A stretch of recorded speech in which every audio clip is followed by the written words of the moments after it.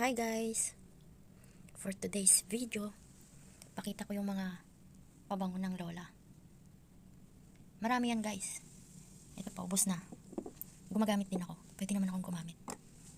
Yung iba, tinapon ko na. Kasi, ayaw ng amo yung amoy. Pero sila naman ang bumili. Marami yan. Meron pa sa bag ni lola.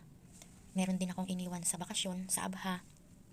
Pag nagbabakasyon kami, hindi na ako masyadong nagdadala ng pabango kasi meron na akong iniwanan doon. Mabigat kasi sa maleta. Sa maleta pa lang ni lola, napakabigat na ng mga damit. Ito ang pinakabago. So yung kasama nito, ang bigat. Box pa lang mahal na. Ayan, bagong bago. Meron nitong kasama, iniwan ko na sa Abha. Mamahali ng mga pabango nila. Mahilig sila sa pabango guys. Ito hindi pa nagagamit. Ang bigat. Lalagyan pa lang at yung box. Mabigat na. Ewan ko kung magkano yan. Basta ang mga paborito nila ay pabango. Siyempre kahit hindi sila maligo, mabango sila. Ayan.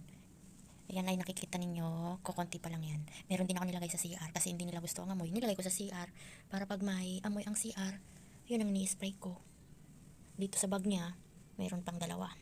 So hindi ko na inilabas. Ito na lang ipinakita ko. Sa kabilang bahay meron din mga guys.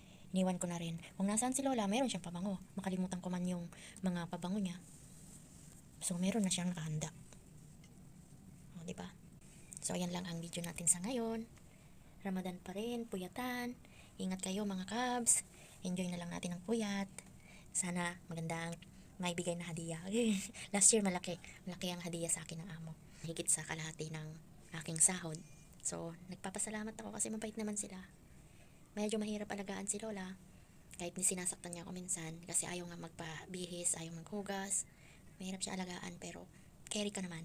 Kaya magre-renew ulit ako dito ng 2 taon. Straight ako 4 years. Ayoko muna umuwi. Meron kasi akong binabayaran para sa future ng mga anak. So, bye-bye na mga guys. Thank you sa mga suporta. Thank you sa mga subscribers. Thank you sa inyong lahat. God bless.